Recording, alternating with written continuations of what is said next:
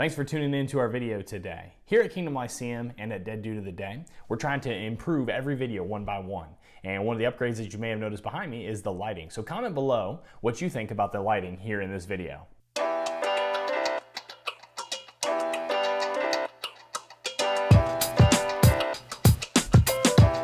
You're watching Dead Due to the Day, presented by Kingdom Lyceum. As always, I'm Jeff Peterson, and today we're going to be talking about Otto von Bismarck. All right, contemporary events, here we go. In 1815, the Congress of Vienna begins to redraw the map of Europe after Napoleon wrecked it. Also in 1815, that same Napoleon escapes exile and begins his famous 100 days trying to retake France before being defeated at the Battle of Waterloo. In 1820, Antarctica is discovered. Yay, 7 continents. In 1823, President James Monroe issues the Monroe Doctrine, officially warning Europe to stay out of the Western Hemisphere. Queen Victoria takes the throne in England as her reign marks the zenith of the British Empire in 1837.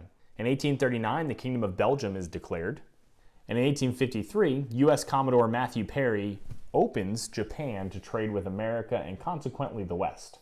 The American Civil War is taking place during 1861 to 1865. Italian unification is finally achieved in 1870. 1871 all the way up to 1914 is remembered in history as the Second Industrial Revolution, especially in Europe. In 1882, Britain invades and conquers Egypt, thus gaining control of the Suez Canal. European powers officially kick off the scramble for Africa during the Berlin Conference in 1884 and 1885. Alright, so before discussing the life and time of Otto von Bismarck, we must first define a very key term to today's discussion. Realpolitik, or realpolitik, is the political and diplomatic strategy that bases policy decisions on current situations rather than ideological or moral beliefs. The emergence of this term, realpolitik, coincides with the Machiavellianism and pragmatism that was on the rise in 18th and 19th century Europe. And perhaps the greatest exerciser of realpolitik in modern history is the first Chancellor of a united Germany, Otto von Bismarck. Otto von Bismarck was born in 1815 to a Prussian Junker family. Junker was the term used for landowning Prussian nobles. So in other words, Bismarck had a fairly privileged upbringing. After his elementary and secondary education was completed, Bismarck studied at the University of Berlin and Greifswald. German pronunciation. Later on at age 30, he married Johanna von Puttkamer, and together the couple had 3 children. Okay, so it's important to remember that Prussia, which was Bismarck's homeland, was a member of the German Confederation at that time. The German Confederation was an alliance of German-speaking municipalities and kingdoms. It was somewhat of a leftover of the Holy Roman Empire, and the kingdoms of Prussia and Austria were its 2 most notable members by far. In the year 1848, a bunch of nationalistic revolutions swept throughout Europe, and Germany was no exception. In fact, several of the German kingdoms underwent anti-autocratic revolutions of their own, centered around the idea of a German unification. In response to these revolutions, Otto von Bismarck gave his famous Blood and Iron speech at a German delegation, and this caused many to view Bismarck as a reactionary critic of these revolutions. However, in truth, Bismarck was in favor of German unification, except he wanted to do it through revolutionary conservatism. This idea would eventually establish the nation-state while still keeping a hold of the German monarchy. Rising through the political ranks in Prussia, Bismarck was eventually sent on diplomatic missions to Berlin, St. Petersburg, and then eventually to Paris. During these missions, Bismarck made several key diplomatic connections that he would later exploit. So the masterclass in realpolitik and revolutionary conservatism finally began when Prussian King Wilhelm I appointed Otto von Bismarck as the Chancellor of Prussia in 1861. So Bismarck used several wars to strengthen the influence of Prussia while also chipping away at the influence of Austria within the German Confederation. First, Bismarck went to war with Denmark and annexed the German-speaking territories of Schleswig-Holstein to Prussia in 1864. Next, he baited Austria into war with Prussia. The Austro-Prussian War proved to be a big mistake for Austria. They were defeated by Prussia and essentially abolished from the German Confederation, leaving Austria on the outside of any new German alliances. Finally, and probably most controversially, Bismarck completed German unification by manipulating public sentiment in both France and Prussia to convince them to go to war with each other.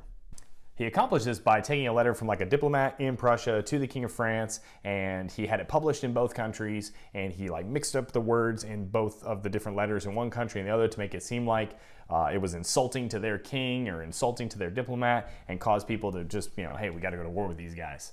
So when France did declare war against Prussia, Prussia quickly mobilized along with several German allies, and they defeated the French pretty quickly. So the Franco-Prussian War was officially over when Prussian King Wilhelm was crowned German Emperor Wilhelm I in the Hall of Mirrors in the Palace of Versailles in 1871. This was essentially a pretty big insult to the French. The new king of all of Germany, Wilhelm, would then appoint Otto von Bismarck as the Chancellor of all of Germany. This new German Empire was basically like the German Confederation 2.0, except this time they had an autonomous leader in the king. While Wilhelm I was the king of Germany, it was Bismarck that continued to make the political moves both at home and abroad. So despite his conservative, autocratic Junker upbringing, Bismarck actually proved to be fairly progressive politically. He granted universal male suffrage and worked tirelessly to create loyalty to the German Empire by both workers and Junkers alike. One way that Bismarck accomplished this was by creating a welfare state that insured its citizens against accidents, disability, sickness, old age, and other things. His only real political failure was when he attempted to remove the influence of the Roman Church in the German Empire in what is remembered as the Kulturkampf, or culture struggle. Come on, Otto. You gotta know not to mess with the Pope. It's bad form.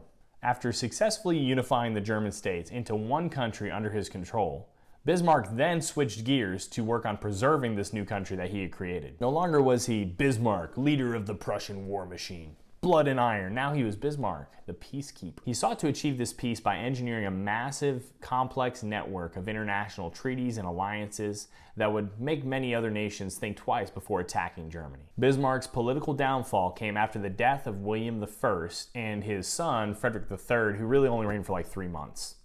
After the death of Frederick III, Wilhelm I's grandson, Wilhelm II, became the new Kaiser of Germany and quickly forced Bismarck out of politics. So after leaving German politics in 1890, Bismarck lived for a little bit longer until 1898 when he died, but his legacy still lives on. So his legacy is very much a complex one.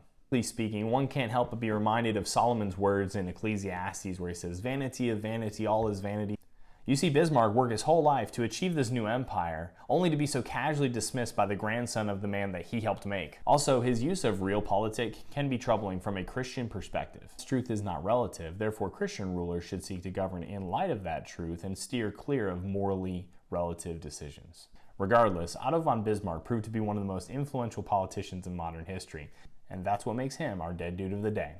Thanks for watching. Hey, if you got value from that video, if you enjoyed it, if you learned something new, please consider liking it, subscribing to our channel, hit the notification bell so that you don't miss any of our new videos and that you are always loved.